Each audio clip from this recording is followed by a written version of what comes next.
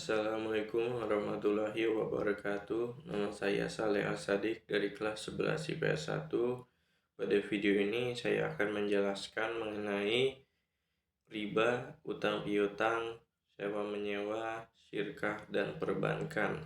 Pertama-tama saya akan memulai dengan materi riba. Riba adalah bunga uang atau nilai lebih atas pertukaran barang, apapun bentuknya. Dalam syariat Islam hukumnya haram.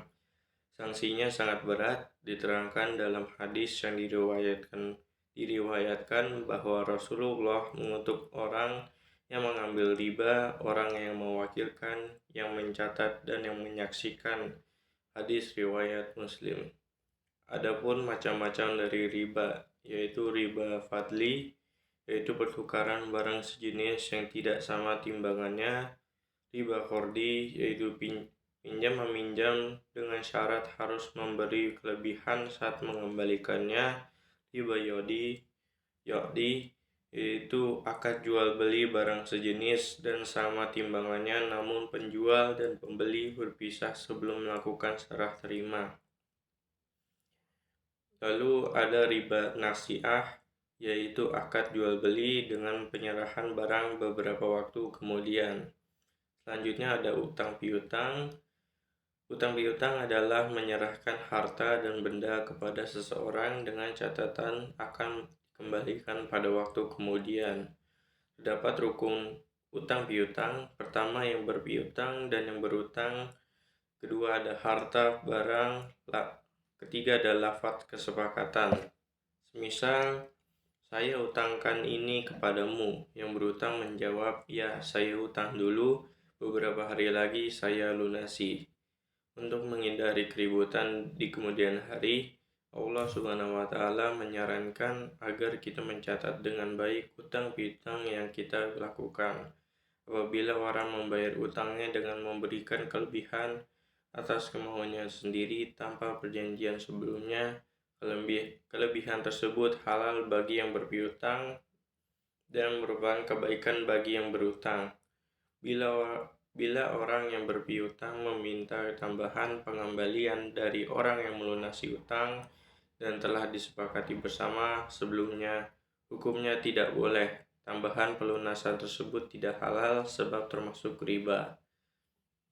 Lalu selanjutnya ada sewa menyewa. Dalam fikih Islam disebut ijarah, artinya imbalan yang harus diterima oleh seseorang atas jasa yang diberikannya.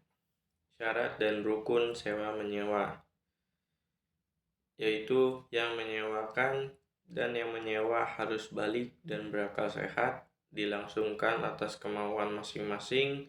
Barang tersebut menjadi hak sepenuhnya orang yang menyewakan, ditentukan barangnya serta keadaan dan sifatnya.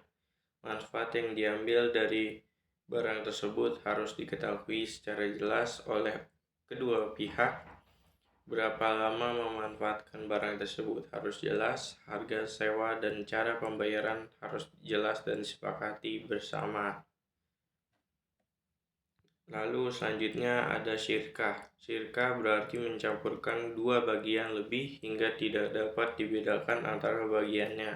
Syirkah adalah akad yang dilakukan oleh kedua pihak atau lebih yang bersepakat untuk melakukan usaha dengan tujuan dapat menguntungkan. Rukun dan syarat syirkah. Kedua pihak berakad atau akidani, lalu memiliki kecakapan atau ahliyah melakukan tasarruf atau pengelolaan harta. Objek akad yang disebut juga maqud alaihi, mencakup pekerjaan atau modal. Macam-macam dari syirkah adalah syirkah inan, abdan, wujuh, dan syirkah mufawadah. Yang terakhir ada perbankan. Perbankan adalah bank.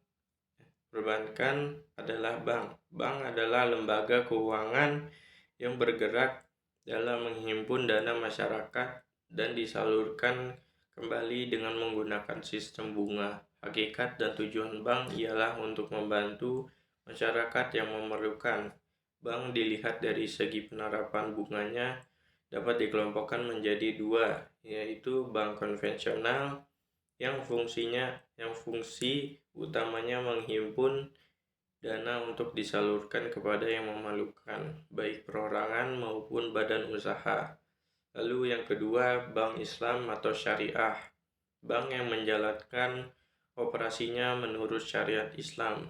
Istilah bank ada pada bank konvensional, tidak ada dalam bank Islam. Itu saja materi dari saya. Mohon maaf jika ada salah-salah kata. Wassalamualaikum warahmatullahi wabarakatuh.